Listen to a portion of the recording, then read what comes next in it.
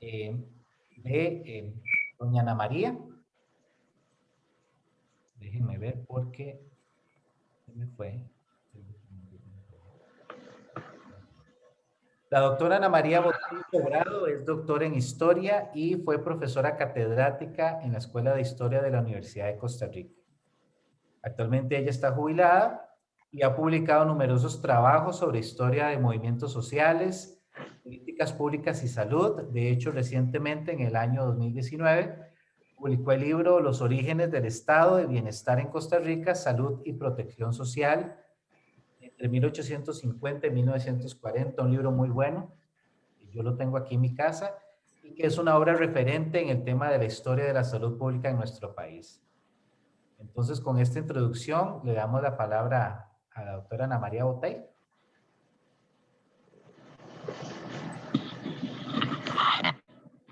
Bueno, muchísimas gracias a todos y quiero ser muy breve. Sé que este tema es amplísimo, pero el tiempo apremia. Para hablar sobre este tema de las epidemias, primero unas consideraciones generales importantes son las que tienen que ver con el hecho de que las enfermedades son un producto de la civilización, las epidemias y las enfermedades.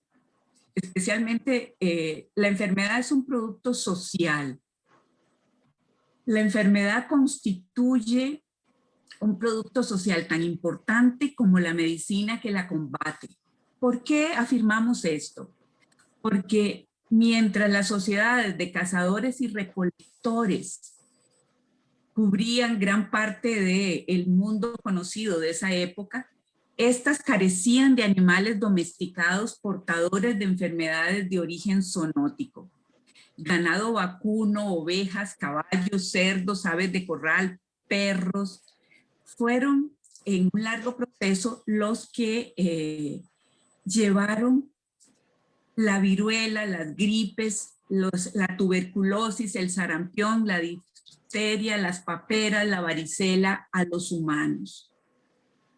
Los animales domésticos y de granja portan la salmonella y otras bacterias, y las aguas negras mal dispuestas, algo que empezó a ocurrir con importantes concentraciones de población, nos van a generar las grandes epidemias de cólera, de polio, de tifus, de hepatitis, de tosferina, de difteria.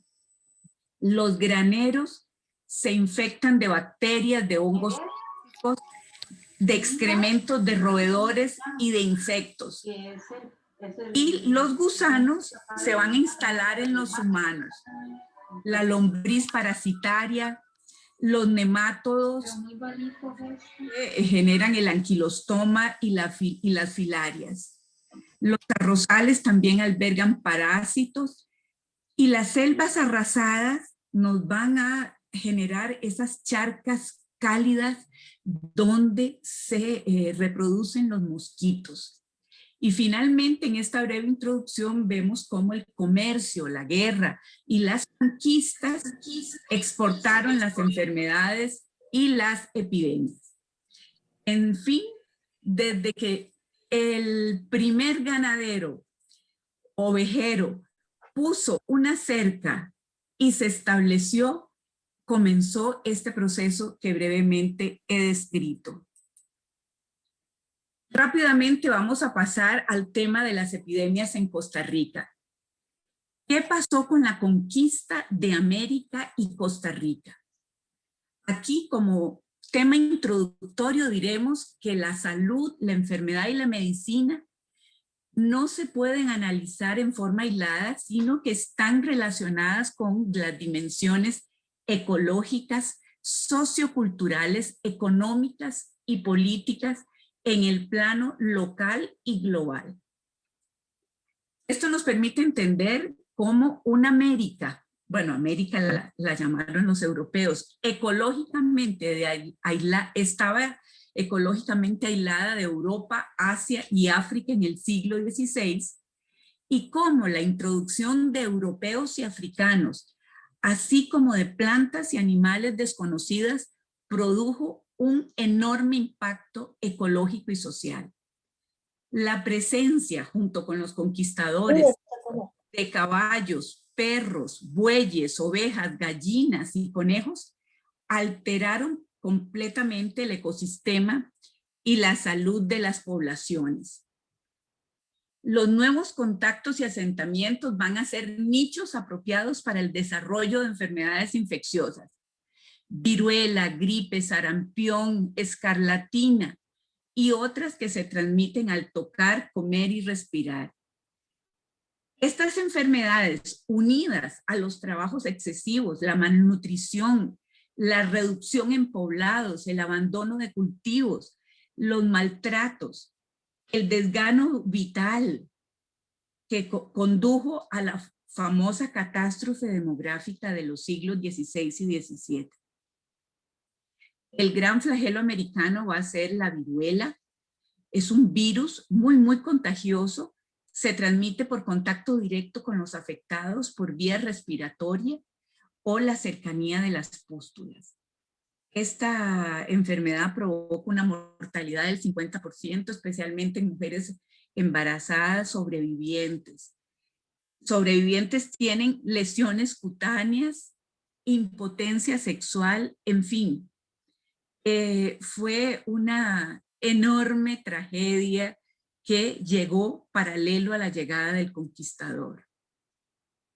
En Costa Rica, que Costa Rica tiene una conquista tardía, porque lo primero que se atraviesa a principios del siglo XVI es el Golfo de Nicoya para llegar a la conquista de Nicaragua.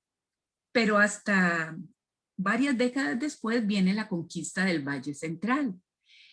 Esta conquista tardía va a permitir que las epidemias lleguen primero que los conquistadores. O sea, los conquistadores ya encontraron pueblos diezmados y debilitados. ¿Qué epidemias? De viruela, por supuesto, pero la viruela nunca venía sola, sino que venía acompañada de sarampión, gripe, escarlatina, tosferina. Y son muchas las fuentes que permiten comprender, fuentes coloniales, que pueblos enteros se extinguían en poco tiempo o que eran tan afectados que eso impedía cobrar el tributo indígena que se cobraba 2 veces al año a los hombres adultos o casados, o reponer la población.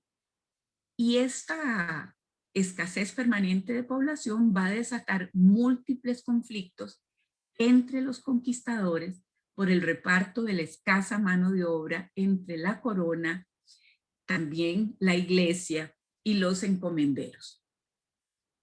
En el siglo XVIII, o sea, una vez que ya comienza a estabilizarse la población, las epidemias tendieron a producirse a intervalos mayores, pero no desaparecieron. Esto va a dar origen a una creciente población mestiza.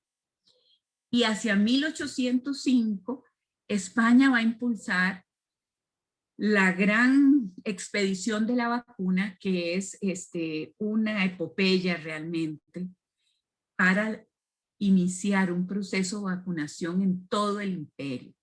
Hacia 1805 encontramos datos de vacunación en América y en Costa Rica. Incluso están los padrones de cuánta gente se vacunó, dónde, cómo, se prepararon vacunadores, etc.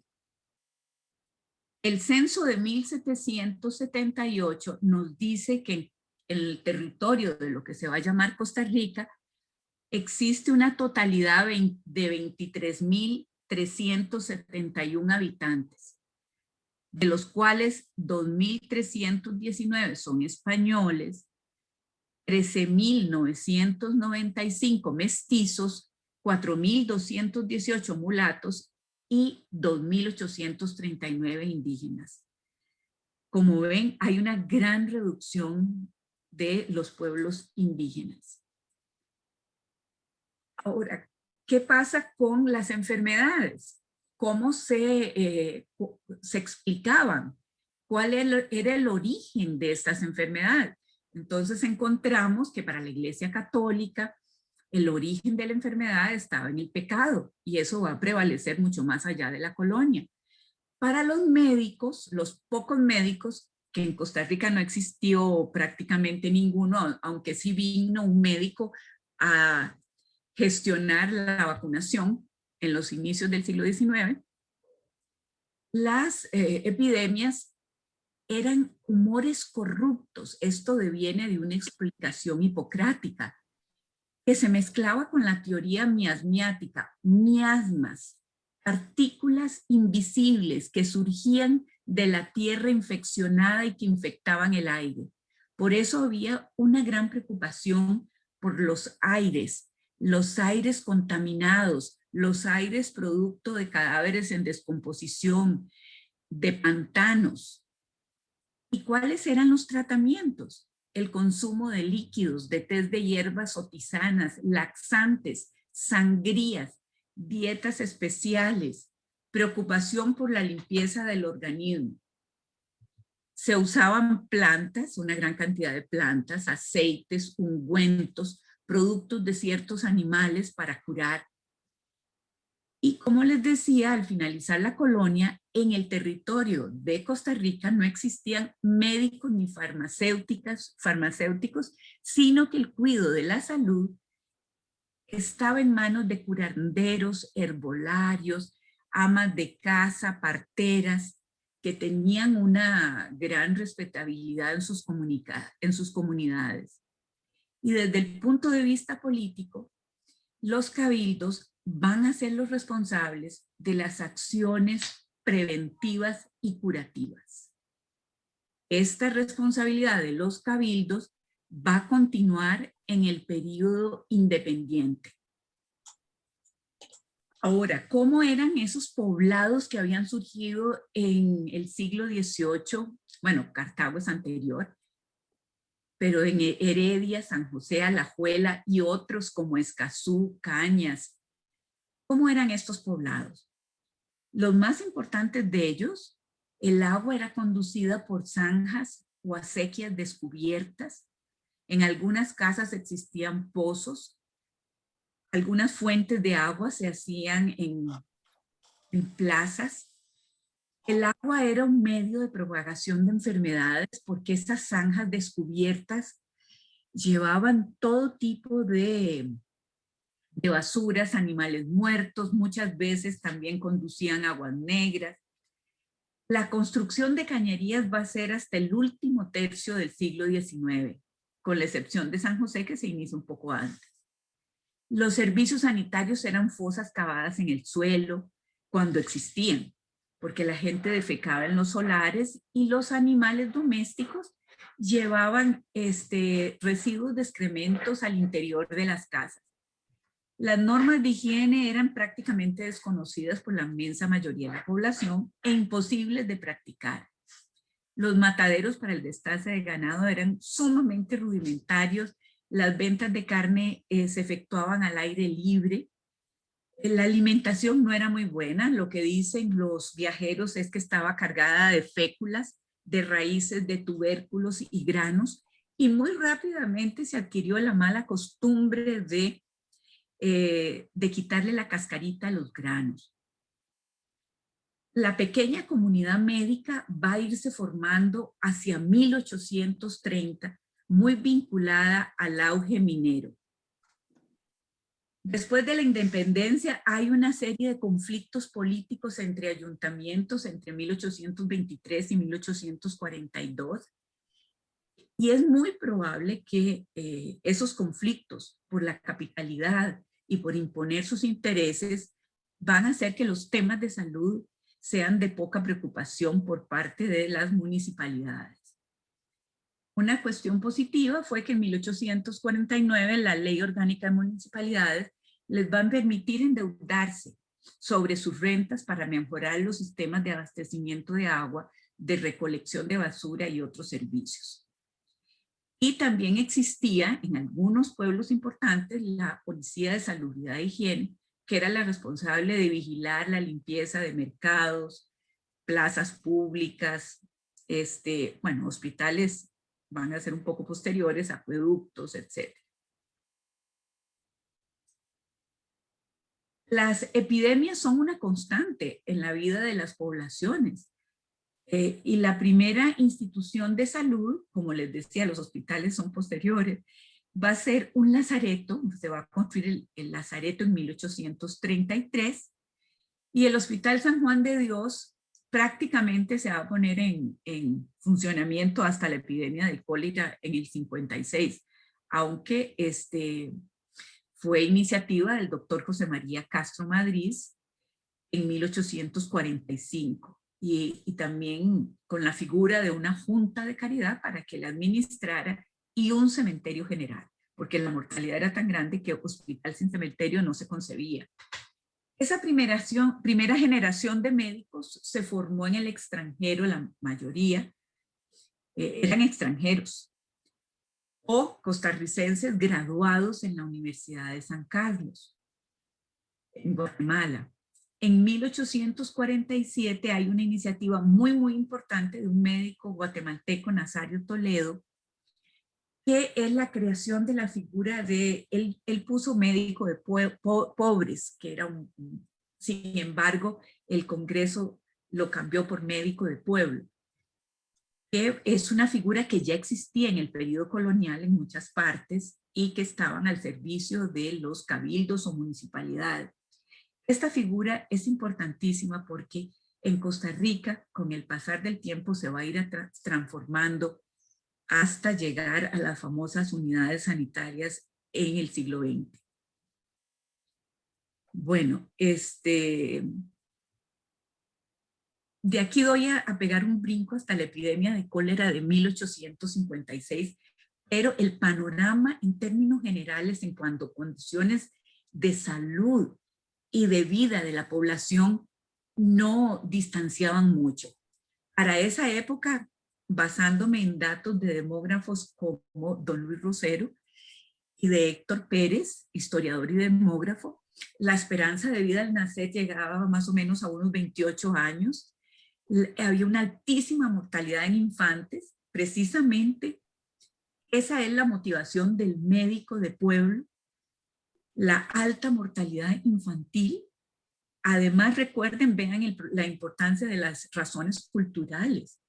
La famosa vela de los angelitos, cada vez que se moría un niño, era un angelito que iba para el cielo. Entonces, según médicos de la época, las madres no eran suficientemente vigilantes. Claro, le echaban toda la culpa a las madres. No eran suficientemente vigilantes de los niños, porque si se morían se transformaban en un angelito. Las causas de muerte eran fundamentalmente las enfermedades infectocontagiosas, estas de las que he hablado, del aparato digestivo y respiratorias. Esta epidemia de cólera de 1856 va a estar vinculada a la tercera pandemia de cólera iniciada en India. Y tiene un antecedente que es la presencia en Nicaragua del cólera hacia 1854-55. Como ustedes saben, esta epidemia de cólera se da en el contexto de la campaña nacional y está íntimamente vinculada con la batalla de Rivas. El ejército costarricense se movilizó cerca de 3,000 y pico de soldados hacia Nicaragua y hacia el río San Juan. Primero se dio la batalla de Santa Rosa, el 11 de abril la batalla de Rivas, que fue sumamente cruenta en un espacio sumamente pequeño, y murieron cerca de 500 soldados y hubo 300 heridos, en una época en que no se conocía la anestesia, ni la asepsia, ni los antibióticos. Se supone que costarricenses, bueno, hay datos de 110 o 136 muertes, depende de la fuente, y el primer caso se dio el 20 de abril, y el 24 de abril las tropas comenzaron el retorno a San José porque estaban convencidas de que traspasando la frontera y mejorando el clima y la alimentación, el cólera iba a cesar. Según ellos, las causas eran las emanaciones de cuerpos enfermos, la materia en descomposición, las aguas estancadas, el clima insalubre. Sin embargo, basándome en el estudio del doctor Leonardo Mata, él señala que la causa está en la larga marcha del ejército arriba, la pérdida de reservas nutricionales, la deshidratación, la aglomeración en pocas casas, la carencia de inmunidad previa, la mala alimentación, el agua de pozos contaminados, el consumo de alimentos contaminados y la falta de higiene. Al regreso se provocó una estampida de soldados que provocó la propagación de la enfermedad. Y como sabemos, los médicos desconocían el agente causal, por eso se atribuyó a los miasmas. Este agente causal va a ser reconocido por Roberto Koch en 1884, esa bacteria, por este científico alemán. Y tenía una incubación muy rápida y los síntomas eran diarrea, vómitos, fiebre, convulsiones. Sin embargo, las instrucciones médicas fueron a establecer cordones sanitarios, se hizo un cordón sanitario con Nicaragua, higiene personal y pública, desinfectar casas y objetos, prohibición de venta de carnes, de fermentados, de frutas, el cierre de mercados, las misas tenían que hacerse con altar portátil, aunque eso no lo cumplieron mucho. Instrucciones severas sobre entierros, convencidos de que aquí estaban estos miasmas, prohibición de ceremonias fúnebres, evitar emociones, reprimir el miedo, no arrebatos coléricos. Se creía que era una enfermedad de tipo intestinal también. Ahora, ¿cuáles fueron las respuestas institucionales? La contratación y financiamiento de médicos de pueblo y curanderos para atender la epidemia, el pago de medicamentos. Viendo los documentos del Archivo Nacional, nos damos cuenta que la mayoría de los medicamentos son derivados de opio, de láudano, licores, el alcanfor para los males olores.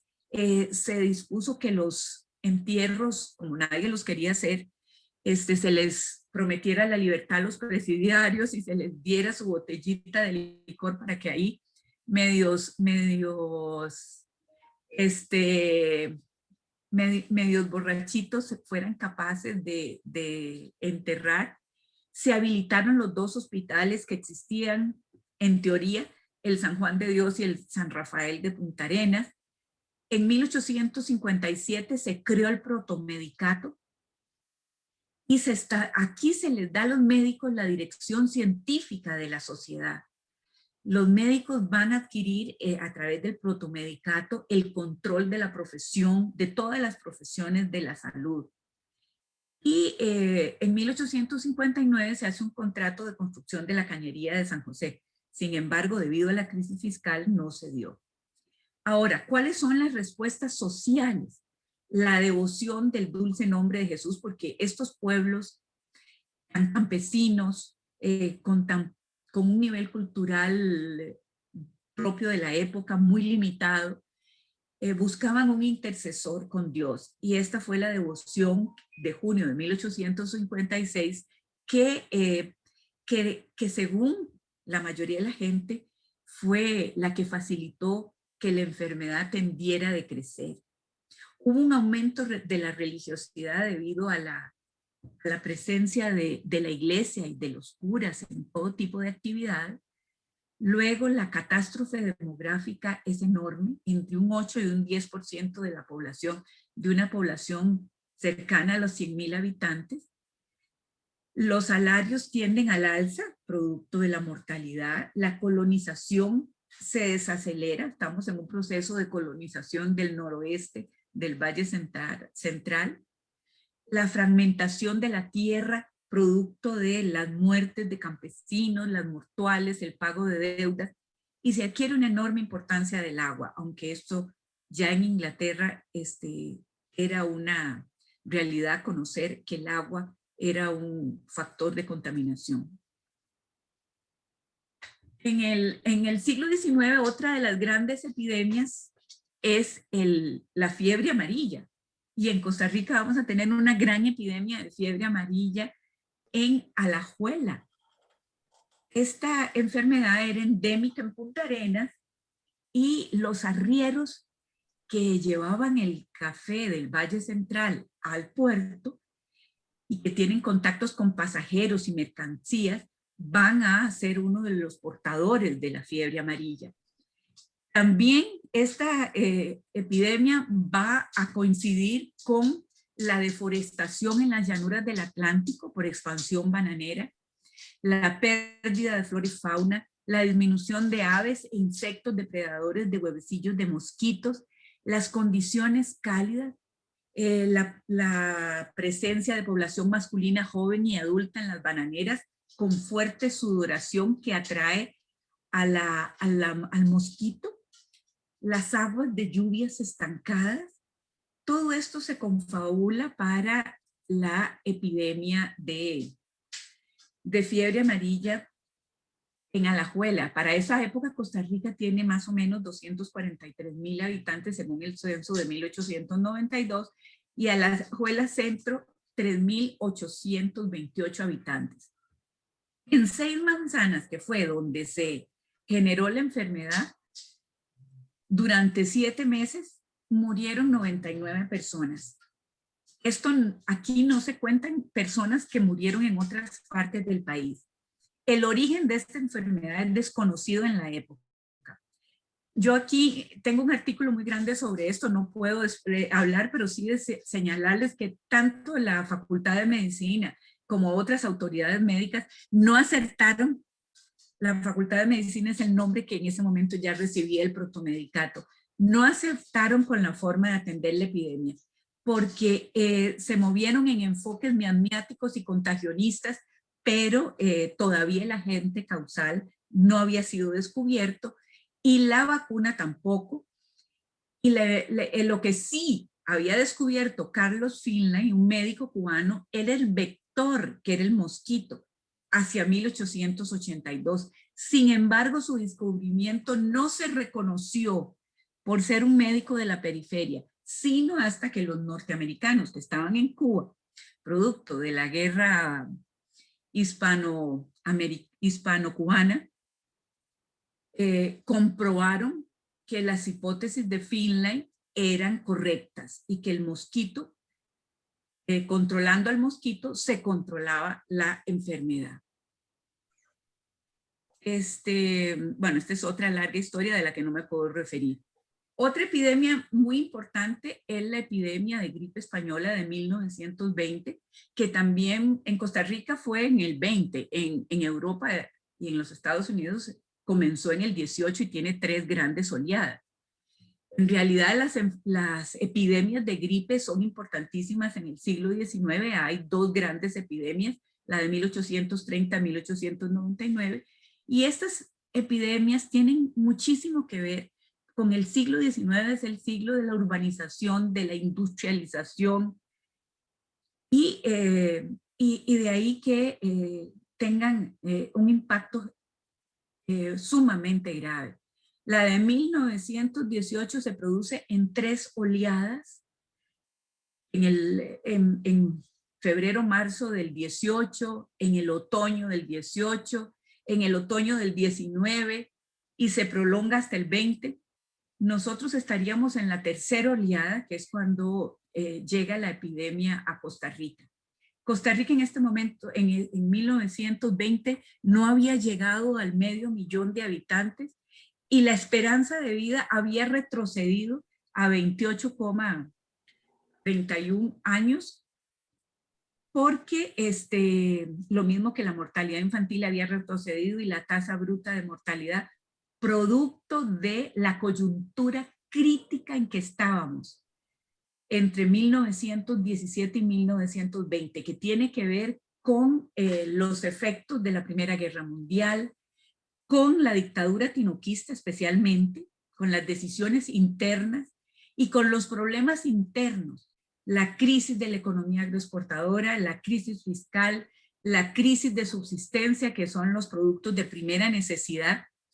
Todo esto y el pésimo manejo de la economía y de la política habían logrado reducir la esperanza de vida, la mortalidad infantil, aumentar la mortalidad infantil. En febrero de 1920, ya ubicándonos en la epidemia, se comienzan a detectar casos graves y alta mortalidad en el hospital de la UFCO en Limón. Y la influencia sigue la ruta del ferrocarril. Llega a San José y de San José se dirige al noroeste. A fines de febrero se establece el Consejo Superior de Salubridad por iniciativa de la comunidad médica porque no existía un órgano centralizado. Y el 9 de marzo hay una declaratoria de emergencia nacional. El gobierno contrata médicos, enfermeras, farmacéuticos, en fin, y recurre al apoyo de las organizaciones de la sociedad civil, juntas de salud, de socorro. El magisterio va a jugar un papel de primer orden para contribuir a llevar medidas de limpieza pública y privada de las poblaciones, desinfecciones, distribución de alimentos, de cobijas, de medicamentos, pero mínimos medicamentos, aspirina, emplastos de mostaza, reconstituyentes, jarabes para la tos. Se cerraron los templos, los teatros, prohibición de aglomeraciones, un hospital de emergencia se hizo en San José.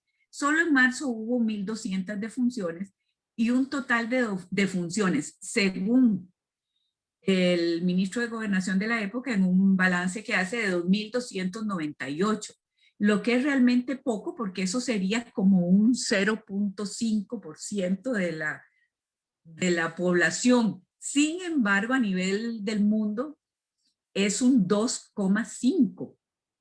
Hoy está entre un 2,5 y un 5% de muertes, lo que nos lleva a pensar que hubo un gran subregistro, es muy probable, o que fuera una nueva cepa que era mucho menos virulenta que la que había ocurrido, la que había provocado tanta mortalidad en otras partes del mundo.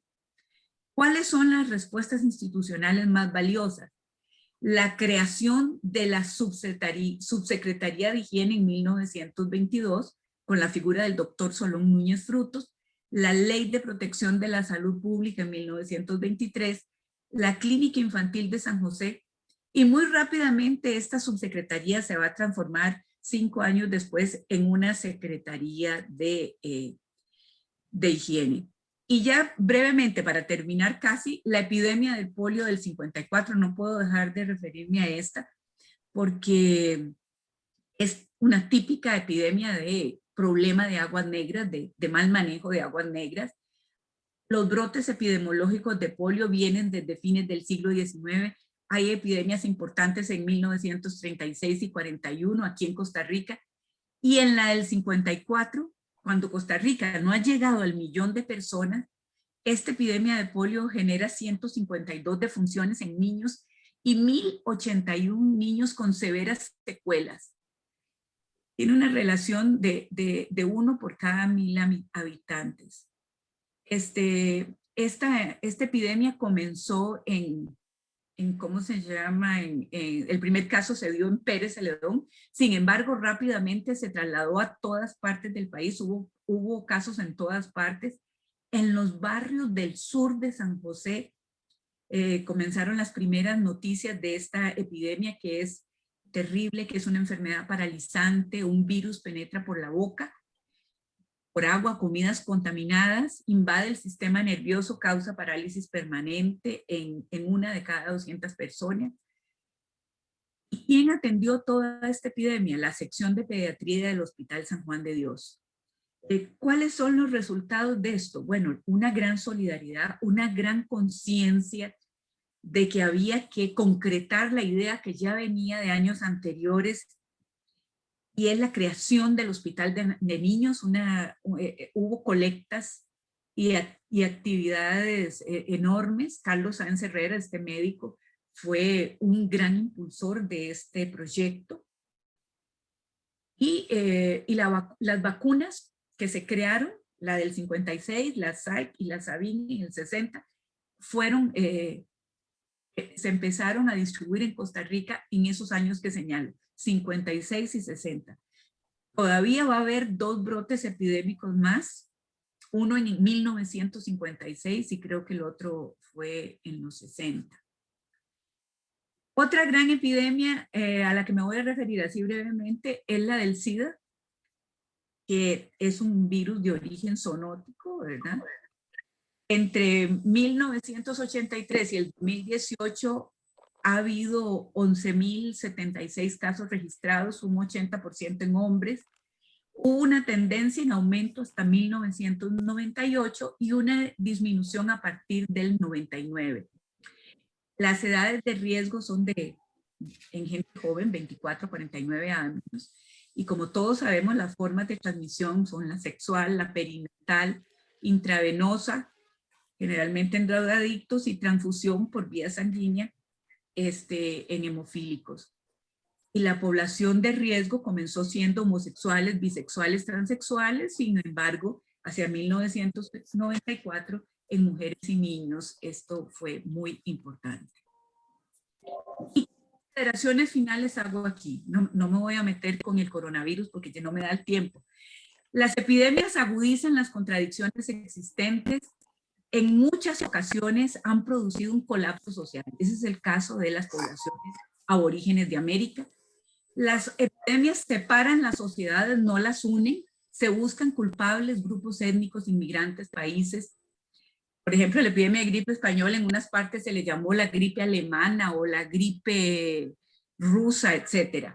Pobres, sectas religiosas, acrecientan la crisis y los conflictos políticos, lo estamos viendo en esta epidemia, producen, sin embargo, transformaciones y creaciones institucionales, sobre todo en el campo de la salud, avances científicos, tecnológicos y médicos, y son una oportunidad para que las sociedades se definan a sí mismas y generen nuevos pactos sociales. Esa es una posibilidad, ¿verdad? Bueno, hasta aquí llego. Creo que me abusé del tiempo. Muchísimas gracias por su atención.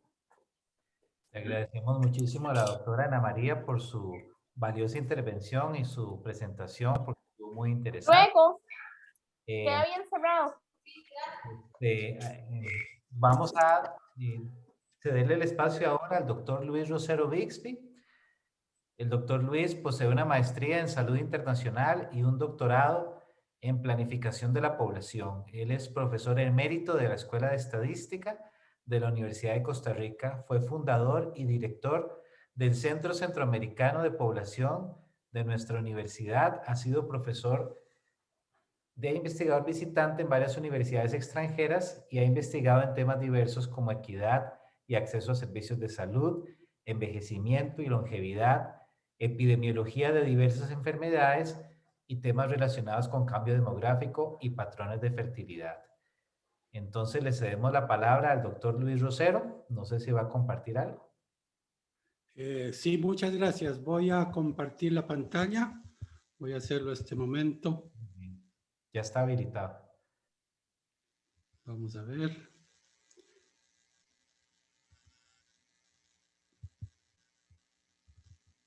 ¿Están viendo mi pantalla?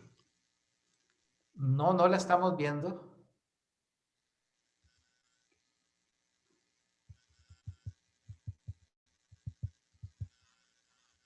Ahora sí. ¿Ahora? Sí, ahora sí. Muy bien. Bueno. Entonces yo voy a hablar del presente y un poquito del futuro en esta reunión, ¿verdad? Y al hablar del presente, obviamente tengo que referirme a la pandemia de COVID-19 y mi énfasis o mi punto es que esta pandemia ha puesto en evidencia los grandes logros de la salud pública y de la ciencia, ¿verdad?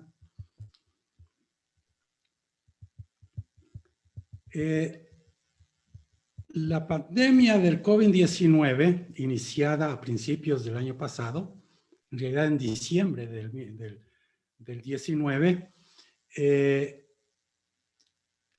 luego de 2 meses de su inicio en China, se había extendido por todo el mundo prácticamente, y eso lleva a que la OMS declare que el COVID-19 es una pandemia en marzo 8 del año pasado, ¿verdad? En ese momento, los datos que se tenían, por ejemplo, datos de la ciudad de Wuhan en China o de cruceros, ¿verdad? Esos fueron muy importantes. Sugerían que esta enfermedad tenía unos horribles parámetros epidémicos. Eso sumado a un mundo súper interconectado, llevó a pensar a los científicos en ese momento de que estábamos en presencia de la enfermedad X que los científicos venían esperando y prediciendo desde hace décadas, ¿verdad? La famosa Big One. ¿Cuáles eran esos parámetros preocupantes y alarmantes? Por un lado, la alta contagiosidad, ¿verdad?, de COVID-19, debido a dos factores fundamentales de esta enfermedad. Su transmisión asintomática, que hace muy difícil controlarla, y en segundo lugar, es una transmisión a través del aire, pero no con gotitas de saliva que caen rápido y en pocos metros, sino por medio de aerosoles que quedan flotando en el aire durante minutos u horas, ¿verdad? Aunque estos dos aspectos al principio no fueron aceptados por la Organización Mundial de la Salud, e incluso hoy es reticente en aceptar ampliamente de que la cosa es así. Por otra parte, estaba su alta letalidad, ¿verdad? Es decir, la proporción de personas que contraían el virus y que moría era muy alta. Rondaba en estas primeras épocas por arriba del 10% entre las personas adultas mayores, y en la población en general, entre los casos detectados en general, era del orden del 1 al 5%, ¿verdad? Esta alta mortalidad estaba acompañada, obviamente, por un daño devastador en múltiples órganos, ¿verdad? Para el cual no había terapias, y la muerte llegaba de manera casi indefectible, ¿verdad? Todos estos parámetros sugerían que estábamos en presencia de algo nada comparable desde la gripe española de 1918 al 20, ¿verdad? Que, como Ana María ha señalado, mató al 2%, quizás más, de la población mundial, ¿verdad? Se estima que fallecieron 40 millones de personas, aunque el rasgo de las estimaciones van desde los 20 millones y algunos proponen hasta 100 millones de defunciones. En una población que era la cuarta parte de la actual, ¿verdad? Algo cercano a los 2.000 millones de habitantes en el mundo. O sea que en la población actual eso equivaldría a unos 160 millones de fallecimientos. En Costa Rica es polémico el efecto de esta epidemia, ¿verdad? El simple examen de las tendencias, de las series históricas de las defunciones, muestran claramente un pico en los 3 años, 1918, 1919 y 1920, un pico de 3.000 defunciones en exceso en cada uno de esos años, o sea, un exceso de 9.000 muertes.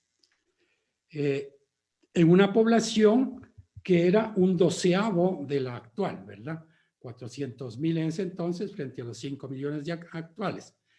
Si esas 9.000 muertes se calculan en el equivalente de la población actual, significarían más de 100.000 muertes. Entonces, desde el inicio de la pandemia hubo gran alarma y se esperaba una hecatombe en términos de defunciones, de fallecimientos, ¿verdad? Si se hubiese comportado como la gripe española y tenía muchos elementos para uno esperar que se comporte así, ¿verdad? Produciría en el mundo 160 millones de fallecimientos. Y en Costa Rica, si aceptamos el estimado de 9,000 en la gripe española, más de 100,000 muertes, ¿verdad? Por otra parte, modelos epidemiológicos, matemáticos, que se corrieron en esos primeros meses de marzo y abril, sugerían, por ejemplo, el modelo de un modelo que se corrió en una universidad inglesa, sugería que podían producirse, si no se tomaban medidas, más de 40 millones de muertes en el mundo. Un modelo que corrí yo a principios de abril y que salió publicado en La Nación, en el que hablaba de ponerle números a la epidemia, me llevaba a esperar 36,000 fallecimientos, otra vez si no se tomaba ninguna medida, ¿verdad? Si se dejaba que esos parámetros iniciales que se habían medido en China y en los cruceros siguieran su curso. 36,000 muertes esperadas, ¿verdad? Algo espantoso. Sin embargo, ¿cuál ha sido la realidad frente a esto? Luego de un año, tenemos contabilizadas en el mundo 2,5 millones de muertes. Sin duda, algo terrible, ¿verdad? Pero mucho menos de lo que se pensaba que podía pasar, ¿verdad? Y en el caso de Costa Rica, luego de un año de epidemia, tenemos cerca de 3,000 fallecimientos. Otra vez, bastante menos de lo que pudo haber pasado. Cuando concluya la pandemia, quizás a fines de este año en Costa Rica, quizás dentro de 2 años en el mundo, se habrá alcanzado quizás menos de 10 millones de fallecimientos, algo sustancialmente menor a lo que ocurrió a lo que hubiera ocurrido si se desarrollaba como la gripe española, y en Costa Rica quizás unos 5,000 fallecimientos acumulados cuando termine esto. Estos resultados son catastróficos en efecto, ¿verdad? Y además el impacto económico y social también lo es, pero también muestran un éxito extraordinario de la salud pública. Por ejemplo, si creemos en ese número de 100,000 que hubiera causado, de acuerdo a los parámetros de la gripe española, ¿verdad? La salud pública, las medidas adoptadas en el país, habrían evitado más de 100,000 muertes. O por lo menos habrían evitado varias decenas de miles de muertes, ¿verdad?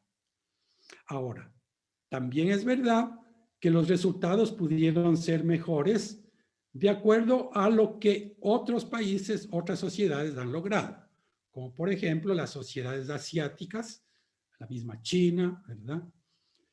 Y países como Nueva Zelanda o en nuestra América, Cuba o Uruguay, ¿verdad?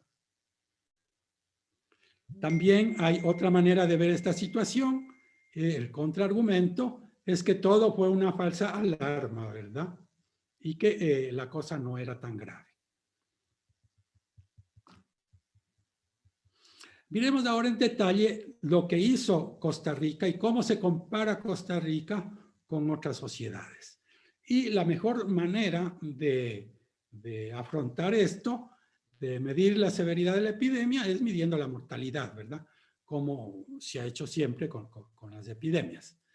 Luego del primer año, esta gráfica muestra las tasas de mortalidad, muertes por millón de habitantes, ajustadas por edad, ¿verdad? En distintos países de Iberoamérica.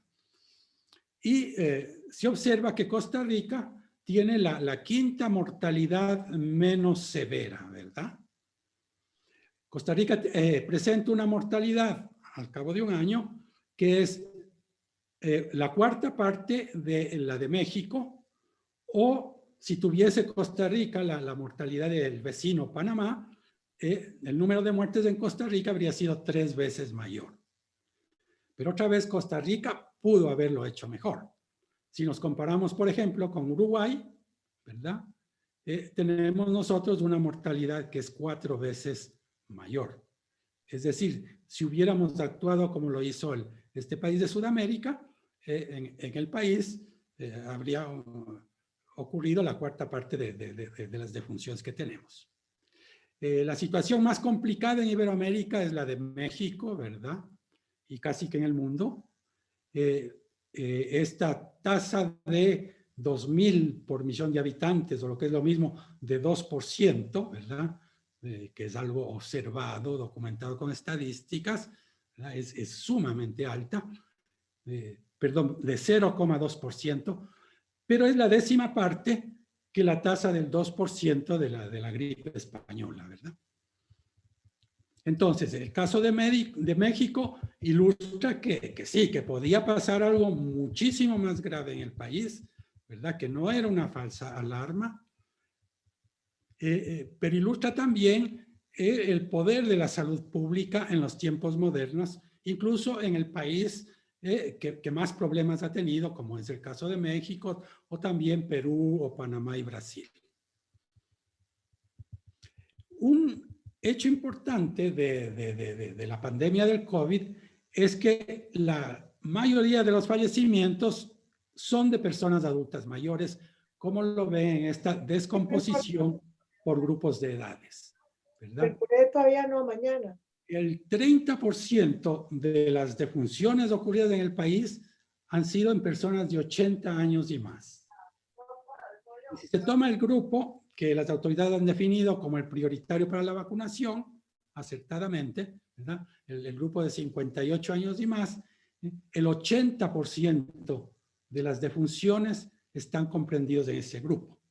Dicho de otro modo, cuando este grupo esté vacunado completamente, aunque sabemos que eso no es posible, pero bueno, si llegara a lograrse, la mortalidad por COVID-19 se reduciría en un 80%. Y si se toman las personas de 40 años y más, ahí se incluye el 90% de toda la mortalidad. O sea, cuando estén vacunadas todas las personas de 40 años y más, la mortalidad se habrá reducido a un 10%. Es decir, a niveles de la influenza estacional o de las gripes muy graves, ¿verdad? Pero nada excepcional tampoco. Ahora bien, para dar seguimiento a la pandemia en el país y arribar a conclusiones de cómo hemos procedido, la manera de hacerlo es siguiendo la tasa R de reproducción de la pandemia. Este es un indicador muy preciso en el tiempo de la velocidad con que se está propagando la epidemia, y es de gran ayuda tener esta medición para guiar a quienes toman decisiones y para evaluar las intervenciones preventivas tomadas para reducir el contagio. La tasa R indica el número medio de casos secundarios por cada infectado, es decir, a cuántas personas adicionales infecta cada persona contagiada. Cuando es igual a 1, quiere decir que está infectando exactamente a 1, ¿verdad? De una generación a la siguiente, y allí se tendría una curva epidémica plana, ¿verdad? Ni aumenta ni disminuye.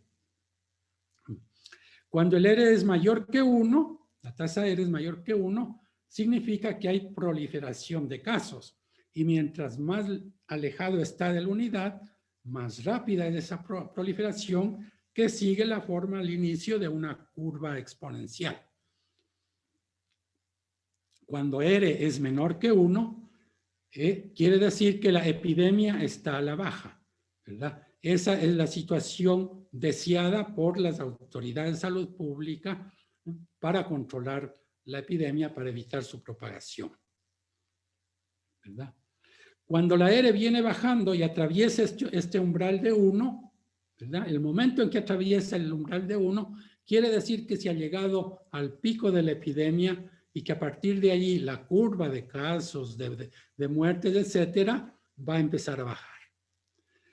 La tasa R, por otra parte, tiende naturalmente a disminuir, eso es lo que cabe esperar, porque disminuye, conforme se han ido infectando las personas, disminuye en el tiempo la cantidad de personas susceptibles de contagiarse.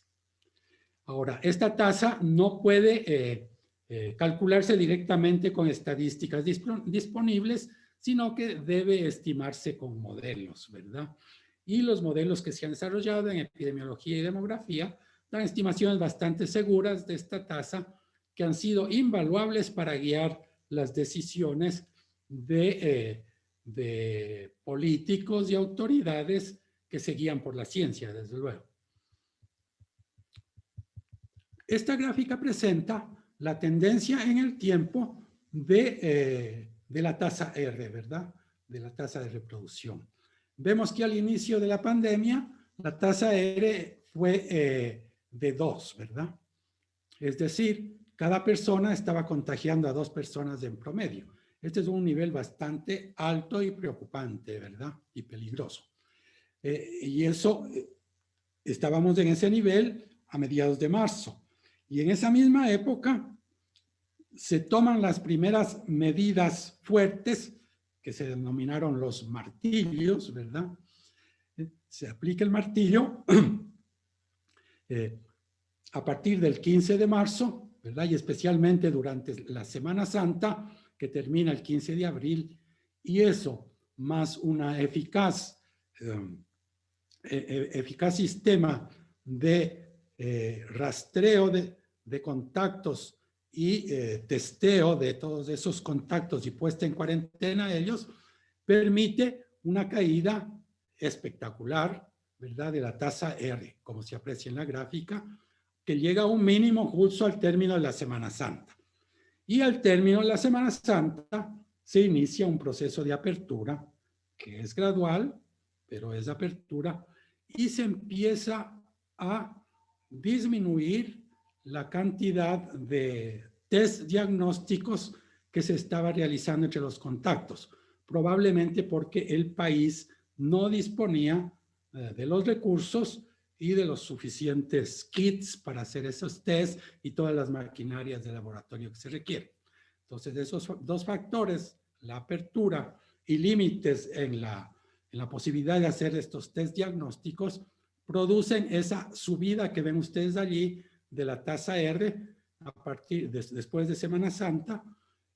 Se cruza el umbral de 1 cerca del 1 de mayo y a partir de ese momento se sabe que empezará a aumentar el número de casos, ¿verdad? Eso lo veremos en otra curva.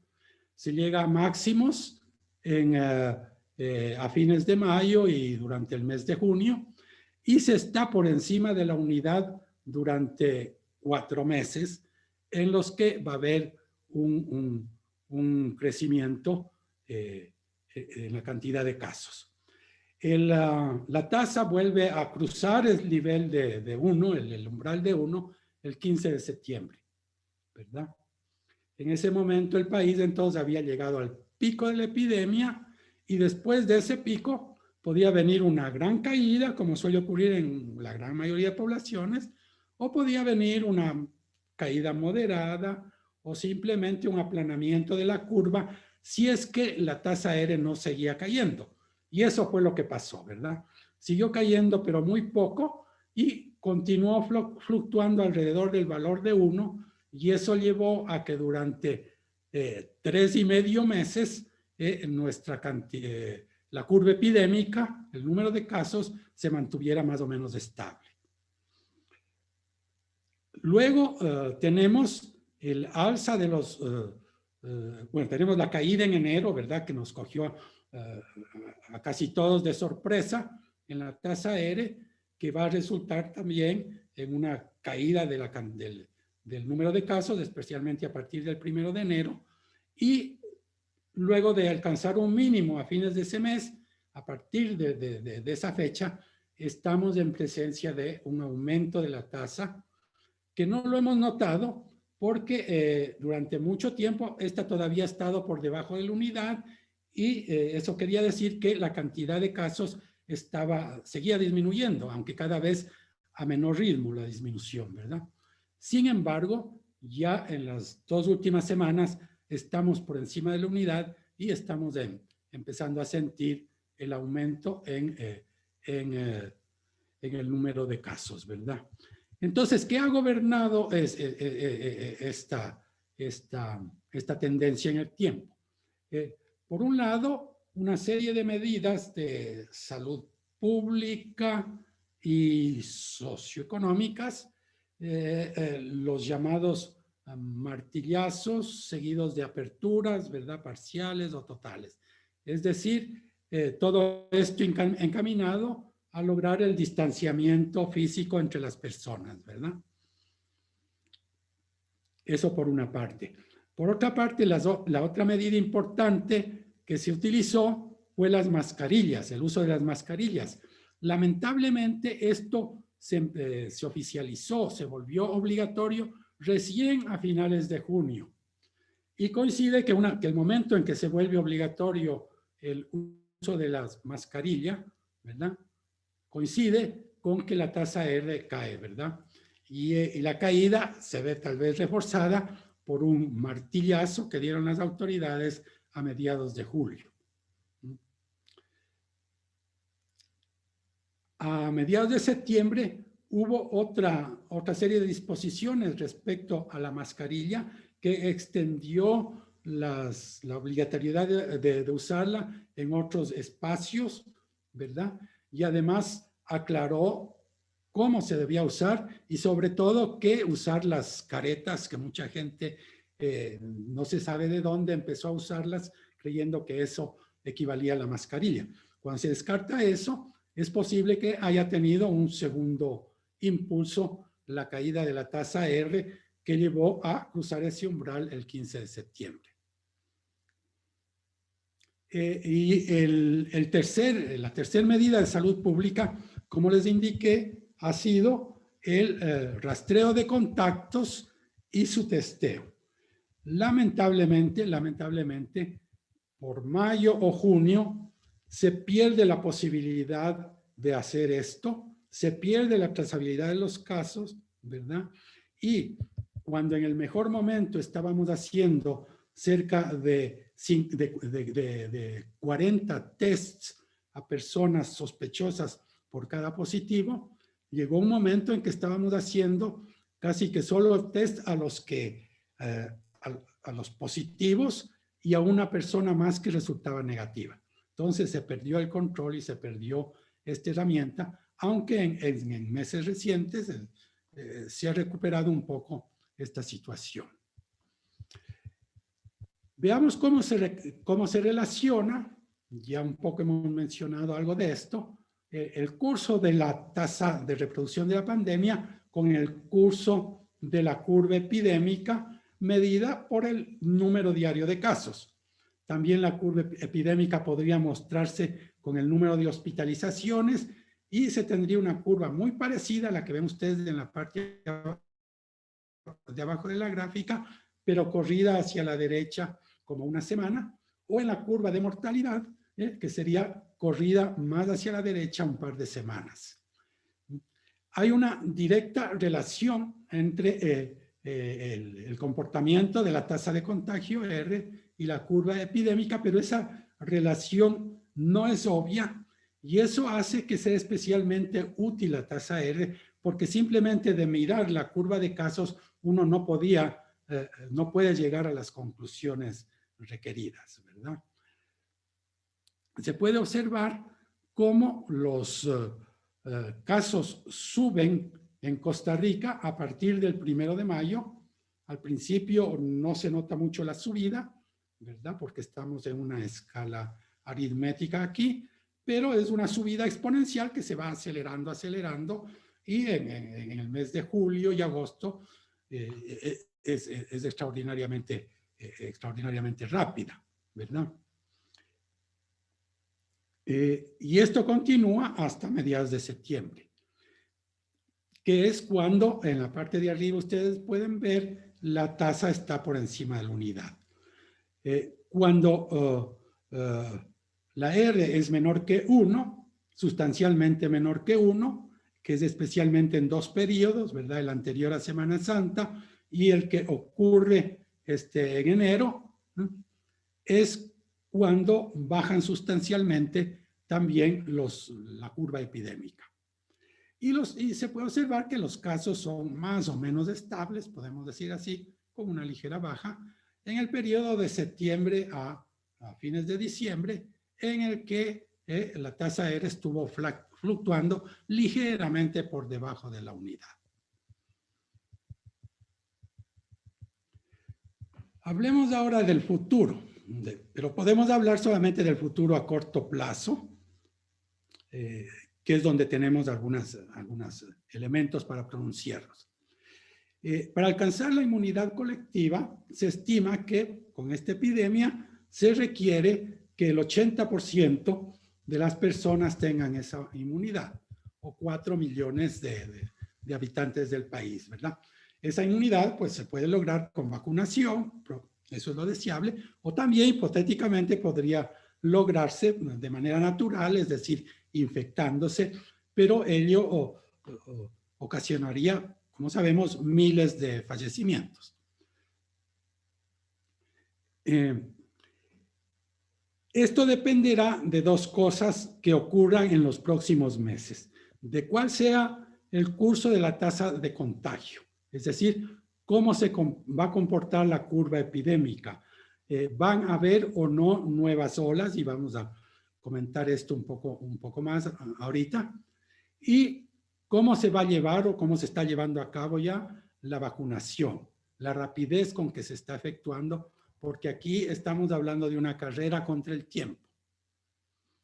Es importante destacar que la mortalidad podría minimizarse en pocos meses si se inmuniza muy rápidamente a las personas mayores en orden de edad de los mayores a los menores.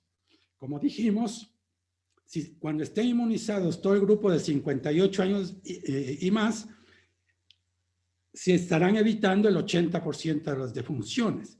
Y cuando estén inmunizadas las personas o vacunadas, las personas de 40 años y más, ya habremos controlado el 90% de la mortalidad. Habremos evitado el 90% de la mortalidad y estaríamos en presencia de una enfermedad sustancialmente menos grave.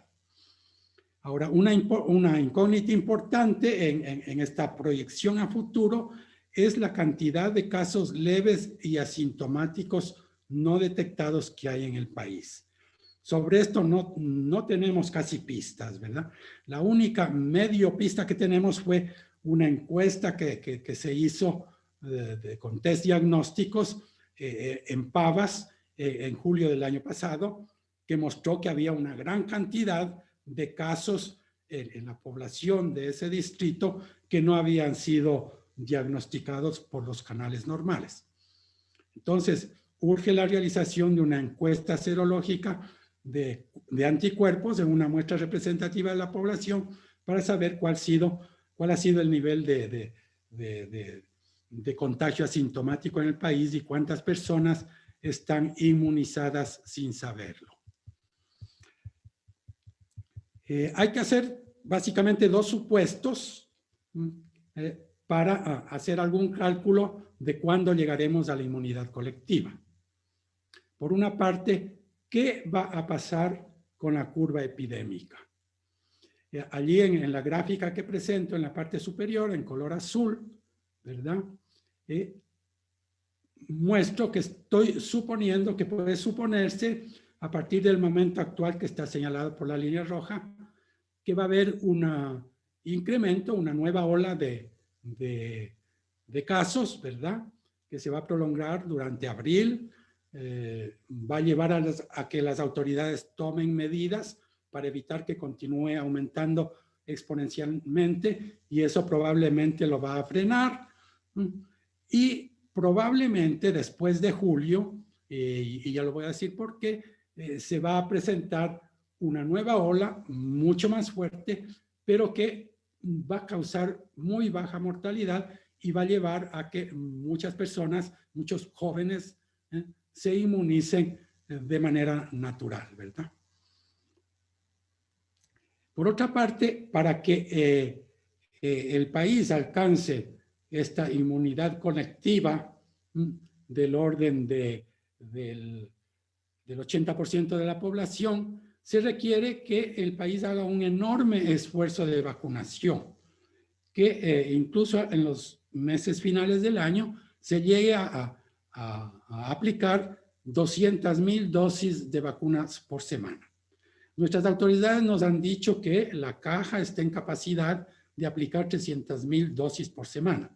Sin embargo, en estas semanas en que han estado llegando 100,000 dosis cada semana, se ha visto que está teniendo serias dificultades para superar las 50,000 dosis por semana, que es lo que ustedes observan en este valor aquí en la gráfica en verde, ¿verdad?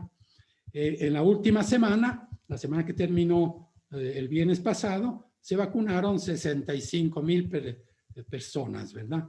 Cuando ya debieron estarse vacunando 100,000 personas por semana para utilizar las 100,000 dosis que están llegando desde el exterior, ¿verdad? También se supone que inicialmente se vacunarán a las personas de alto riesgo, es decir, a las personas de avanzada edad, y esto llevará a un COVID-19 con mínima letalidad en el segundo semestre de este año. Y con estos supuestos llegamos a esta ruta hacia algo parecido a la inmunidad colectiva, ¿verdad? En que vemos que con ese ritmo de vacunación y de inmunidad natural, ¿verdad? Podríamos estar en cerca de los 4 millones, más de 3 millones y medio de personas inmunizadas, la gran mayoría de ellos gracias a la vacuna a fines del año. Pero ya hacia junio, ¿verdad? Hacia fines de mayo, es probable que las personas de 58 años y más, en su gran mayoría estén vacunadas, si se sigue este orden, y si luego se procede con las personas de 40 años y más, hacia agosto estarían vacunadas todas las personas de 40 años y más, y en efecto controlado el 90% de la mortalidad, y a partir de allí es probable que las autoridades no se preocupen tanto por controlar una eventual nueva ola y muchos jóvenes adquieran inmunidad natural, ¿verdad? Entonces, luego de este futuro a corto plazo, podemos ya para terminar hablar del futuro a mediano y largo plazo. Sabemos que ciertamente habrá otra pandemia devastadora. Esto es prácticamente inevitable. Se cree incluso que ocurrirá dentro de menos años de lo que ha tardado en llegar esta pandemia, que ha sido 100 años, ¿verdad? Debido a problemas de cambio climático, a la deforestación, al contacto con los animales, etcétera, ¿verdad? Es importante que aprendamos para este futuro, para esto que esta gran enfermedad que probablemente va a venir, que aprendamos de las lecciones que nos ha dejado COVID-19 y estar preparado para ellos. Yo creo que, como lo ha demostrado la lucha contra la pandemia de COVID-19, la ciencia y la salud pública podrán contenerla o por lo menos mitigarla. En esta pandemia han logrado, yo diría, un gran éxito, pero no fueron todo lo exitosa que pudieron ser. Gracias. Muchas gracias a don Luis. Le cedemos la palabra ahora a José María Gutiérrez, quien va a moderar la participación del público con sus preguntas. Muchas gracias, Mauricio, y muchísimas gracias a la doctora Botey y al doctor Rosero por sus excelentes presentaciones. Voy a proceder entonces a leer, y bueno, y muchas gracias a todas las personas que nos acompañan. Voy a proceder a leer las preguntas y comentarios que se han hecho. Ana Cristina pregunta, ¿qué tan cierto es que la herencia de bañarse todos los días que tienen los latinoamericanos es por una costumbre indígena. ¿Será cierto o de dónde proviene? Es una pregunta para Ana María.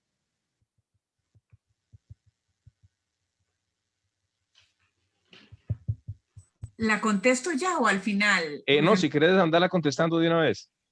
Bueno, yo misma me sorprendí de que este asunto de bañarse, es cierto que las poblaciones indígenas tenían mucho contacto con el agua y vivían muy cerca del agua.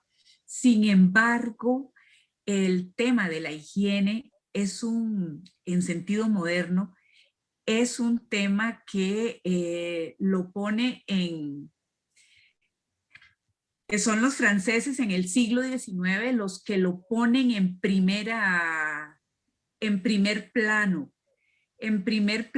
para impulsar las prácticas de higiene.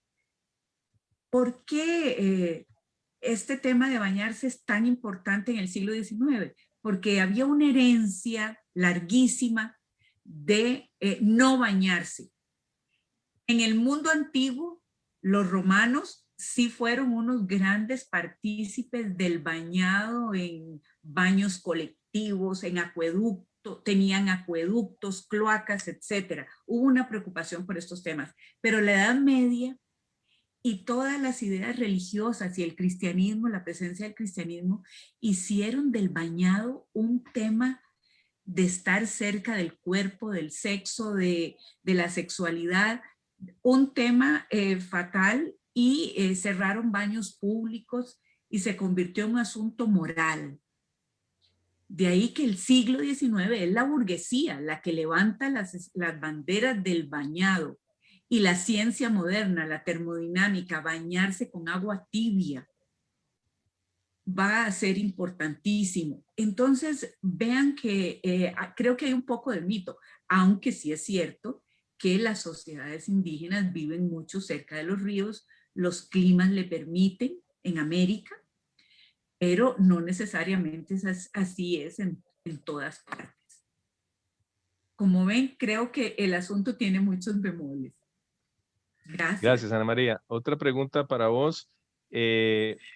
Dice, en su opinión, de parte de Ana Cristina Castro, en su opinión, ¿qué factores históricos sociales contribuyen a que una pandemia tome por sorpresa a los sistemas de salud a nivel mundial? Bueno, en primer lugar, los sistemas de salud modernos son muy recientes. Entonces, vean que tomaba por sorpresa las pandemias de cólera, tomaron por sorpresa sistemas de salud que no existían o que eran frágiles y vulnerables. Y tampoco existía el conocimiento médico del origen de la enfermedad y sus tratamientos, sus formas de difusión. En Costa Rica, la institucionalización de la salud, como lo señalaba, deviene después de 1922 con la creación de la Subsecretaría de Salud, y en el 27 con la creación de la Secretaría de Salubridad y Protección Social. Y un conjunto de otras instituciones, los circuitos médicos que ya existían se van ampliando, etcétera. Pero va a ser hasta la creación de la Caja, y especialmente con la universalización de los seguros en la década del 70 y los hospitales que pasan a manos de la Caja, que podemos hablar de un sistema nacional de salud. O sea que es a partir de 1970. Vean qué reciente es esto. Y el desarrollo de la medicina y de la microbiología y todos los que nos permiten conocer hoy qué produce estas enfermedades y estas epidemias, es muy reciente. Los virus prácticamente son de la década de 1930, su conocimiento.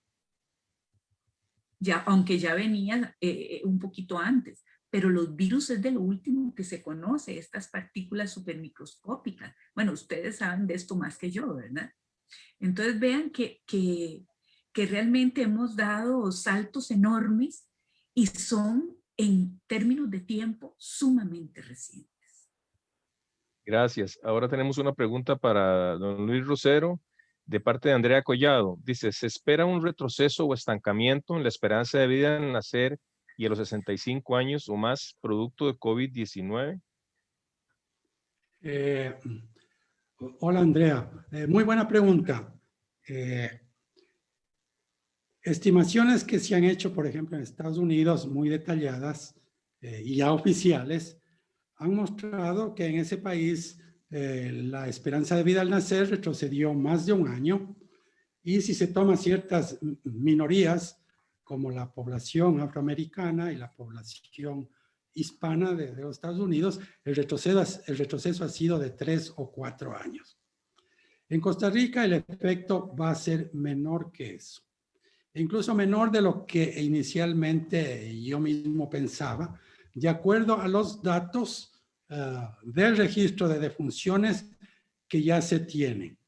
Porque una cosa importante que ha ocurrido en el país y que es diferente a lo observado en muchos países es que al mirar los datos crudos del número de defunciones y calcular el exceso de defunciones que han ocurrido, no se llega a la conclusión de que hay una serie de muertes ocultas que no fueron diagnosticadas como de COVID-19.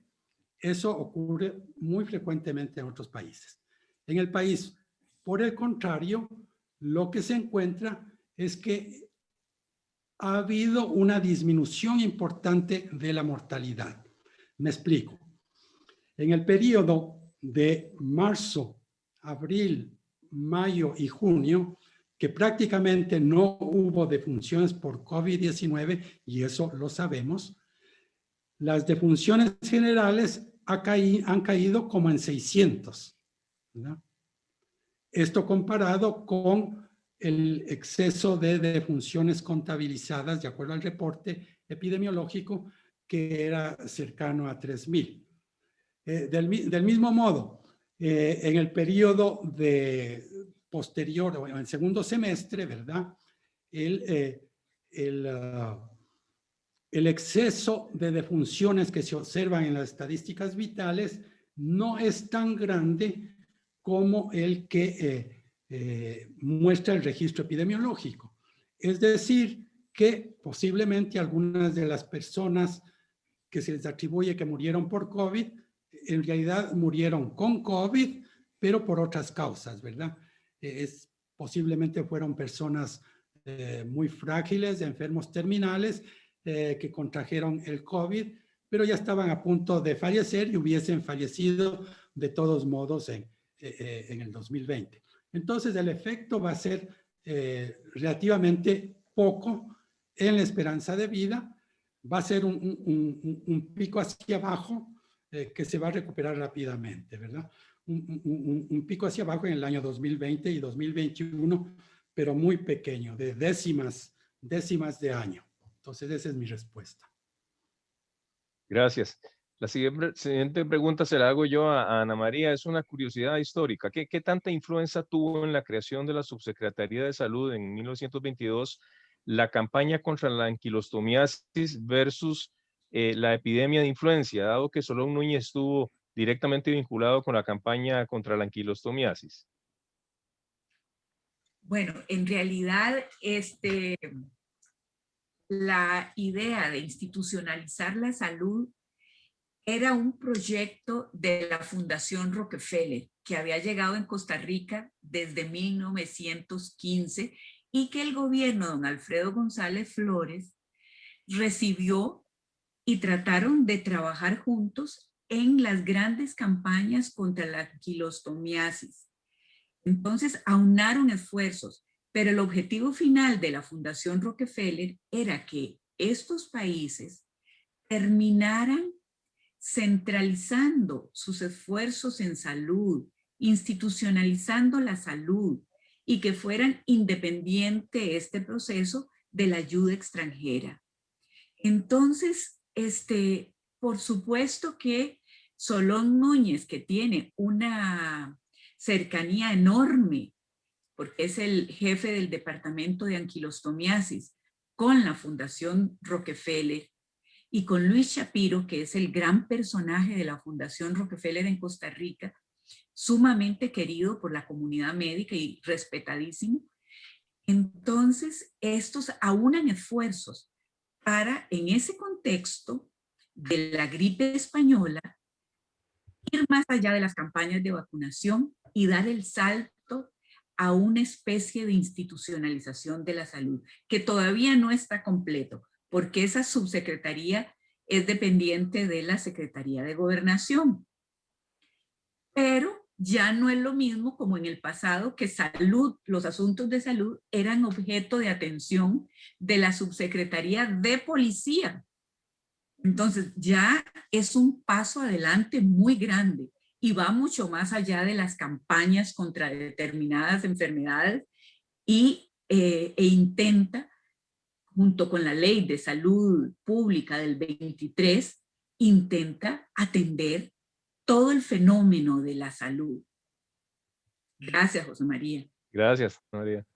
Una pregunta aquí para vos también, de Stephanie Montoya.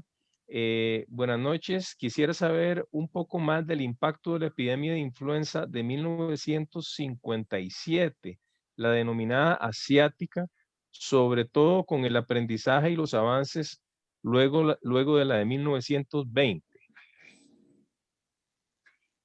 En realidad, la epidemia de influenza del 57 no la he estudiado a profundidad.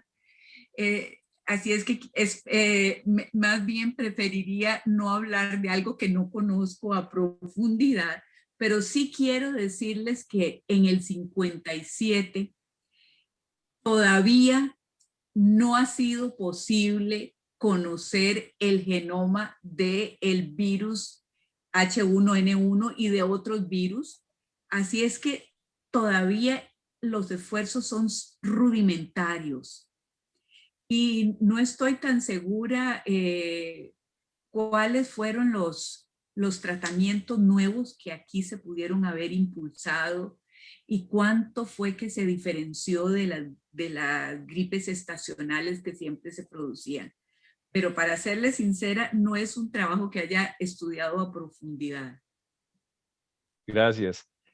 Aquí hay una pregunta que me parece que se refiere más para el doctor Rosero, de Ana Cristina. Dice, se habla de que este virus quedaría circulando como lo hace la influenza, pero a nivel de lo que se sabe de su comportamiento epidemiológico y ambiental, se proyectaría que siguiera las mismas tendencias de crecimiento estacional que tiene la influenza. Así es, probablemente así será. Una cosa que es necesario aclarar es que el lograr la inmunidad colectiva no quiere decir que se llega a un nivel de 0 casos, ¿verdad? Sino que se está con una tasa de contagio en que, por ejemplo, cuando lleguen casos importados o cuando personas empiecen a perder la inmunidad, si es que eso ocurre, ¿verdad? No va a propagarse entre un número mayor de personas, ¿verdad? Eso significa que se ha logrado la inmunidad colectiva, no que van a desaparecer los casos. Eso por una parte. Por otra parte, una gran incógnita es la duración de la inmunidad adquirida tanto por la vacuna o de manera natural. Eso no se sabe, ¿verdad? No hay claridad. Se habla de que tal vez es solamente 1 año o menos, ¿verdad? Otros hablan de que posiblemente es varios años. Dependiendo de eso, el número de casos y los brotes endémicos que van a ocurrir en el futuro serán mayores o menores, pero en tanto estemos por debajo de la tasa de reproducción de 1, no se van a extender a la población. Y un tercer elemento son las mutaciones del virus, que es, por ejemplo, lo que parece haber ocurrido con el de la gripe española, ¿verdad? Desde un punto de vista evolutivo, ¿verdad? Las cepas más exitosas serían las menos letales, ¿verdad? O sea, es de esperarse que con el tiempo el virus se vuelva cada vez menos letal, menos complicado. Y eso es una cosa positiva, ¿verdad? Aunque también las mutaciones pueden orientarse a que se vuelvan mayoritarias las cepas más contagiosas, pero menos letales. Entonces, todas estas consideraciones hacen que en efecto el virus va a continuar como se cree que luego que ha seguido el de la gripe española, que es lo que se conoce como la influenza ahora, ¿verdad? Gracias. Tenemos un comentario de Alberto Alape. Dice, buenas noches. La encuesta serológica subestimaría la estimación del número de personas infectadas, pues aproximadamente un 30% de las personas infectadas no desarrollan una respuesta de anticuerpos detectable. Una encuesta serológica subestimaría mucho la estimación del número de personas infectadas porque aproximadamente un 30% no desarrollan una respuesta detectable. Ese es un comentario. Luego, un comentario también de Andrea Collado. Ya hay una subestimación de casos por lo que estamos viendo, porque lo que estamos viendo es la capacidad del sistema para llevar el registro. La encuesta ayudaría a afinar algunas estimaciones y valores esperados. Pregunta para don Luis Rosero. ¿Cómo afectarían los flujos migratorios los valores esperados para alcanzar la inmunidad de rebaño en el corto plazo? Gracias. Primero comentario de Andrea. En efecto es así, ¿verdad? Los casos detectados, sabemos son la punta del iceberg, ¿verdad? Debajo de esa punta hay una gran cantidad de casos ocultos, estimaciones basadas en encuestas serológicas hechas en otros países, sugieren que puede haber entre 4 y 10 casos que nunca fueron detectados por cada caso detectado, ¿verdad? Entonces estaríamos en esa situación en Costa Rica. Pero ese no es el caso con las defunciones, ¿verdad? Allí no hay un subregistro, sino más bien lo que parece haber ocurrido es un sobreregistro y por otra parte un efecto benéfico de la pandemia por la serie de medidas que se tomaron en marzo, abril y mayo, como lavado de manos, distanciamiento social, menos fiestas, menos circulación, menos accidentes de carretera, etcétera, que hizo que baje, que disminuya en 600 la cantidad de defunciones.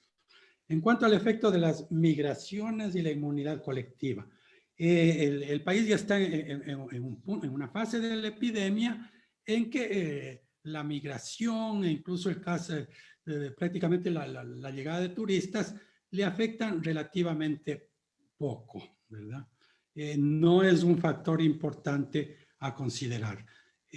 Fue muy importante cuando teníamos pocos casos y al principio de la pandemia, porque de allí arranca la pandemia y si no se hubieran tomado las medidas que se tomaron, hubiéramos tenido una situación catastrófica en abril o mayo, traída por la migración, ¿verdad? Especialmente de trabajadores agrícolas en el norte. Gracias. La profesora Jessica Miranda, quien es docente de la Escuela de Enfermería, pregunta si va a haber acceso a la grabación de esta actividad y efectivamente esta actividad está siendo grabada y se va a subir a YouTube en un nuevo canal que tendrá la cátedra Clodomiro Picado Twait, Microbiología y Sociedad. Luego tenemos... vamos a ver, Alejandra Fernández pregunta que para cuándo estará subida esta grabación y Mauricio le contesta que entre hoy y mañana lo subiré a YouTube. Pueden buscarlo en YouTube a nombre de la cátedra Clodomiro Picado. Luego, bueno, hay varias felicitaciones para la conferencista y el conferencista. Gilda Bolaños dice, felicito a los expositores y organizaciones de la actividad, que estuvo excelente. Me parece muy interesante el enfoque que dieron sobre el impacto de estas epidemias que estas epidemias han tenido en el fortalecimiento de los sistemas de salud y las redes de vigilancia de enfermedades a nivel mundial. Muchas gracias, Gilda, por tu comentario. Vamos a ver. Ana Cristina dice una última. Epidemiológicamente hablando, ¿a qué podríamos atribuir la disminución de casos en Costa Rica en estos últimos meses? Me imagino que es para don Luis esta pregunta. Sí, la baja en la tasa de contagio que ocurrió de manera abrupta en las 3 primeras semanas de enero. En realidad no lo sabemos. Es posible que por fin caló el mensaje que fue muy reiterado en diciembre y previo a las fiestas para modificar la conducta de las personas. O sea, uso de mascarillas, no hacer reuniones, etc. Es posible que haya contribuido la disminución en la actividad económica que se sabe siempre ocurre en el mes de enero, ¿verdad? Quién sabe, tal vez el ir de vacaciones es algo benéfico y ayuda a disminuir la transmisión del COVID, y mucha gente se fue de vacaciones en las primeras semanas de enero. Pero es algo que no se sabe. Un hecho interesante es que esto ocurrió en toda América Latina, en toda Iberoamérica, ¿verdad? Cayeron de manera precipitosa las tasas de contagio en el mes de enero. Muchas gracias, doctor Rosero. Y finalmente, el doctor Norman Rojas, decano de la Facultad de Microbiología, dice muchas gracias a los expositores y organizadores por este importante foro. No veo más preguntas en el chat o comentarios, de manera que vamos cerrando esta actividad. En nombre de la Cátedra Clodomiro Picado Twite, Microbiología y Sociedad, les damos las gracias a la doctora Botey y al doctor Rosero por sus excelentes exposiciones, la amplitud de la manera como se abarcaron los temas. Creo que ha sido una actividad muy rica, muy llena de enfoques y de análisis históricos, científicos, sociales, etcétera. Precisamente uno de los objetivos de la Cátedra Clodomiro Picado, generar este tipo de espacios interdisciplinarios, de manera que les agradecemos muchísimo su participación y el haber aceptado nuestra invitación. Y a todas las personas que nos han acompañado, les agradecemos también muchísimo su presencia, de manera que damos por finalizada esta actividad y repetimos que la grabación, el video de esta actividad estará en YouTube, en el espacio, en el canal de la Cátedra Clodomiro Picado Twite. Así que muy buenas noches a todas y a todas y muchas gracias. Muchas gracias y buenas noches. Nos vemos en la próxima actividad. Gracias, buenas noches. Buenas noches. Buenas noches.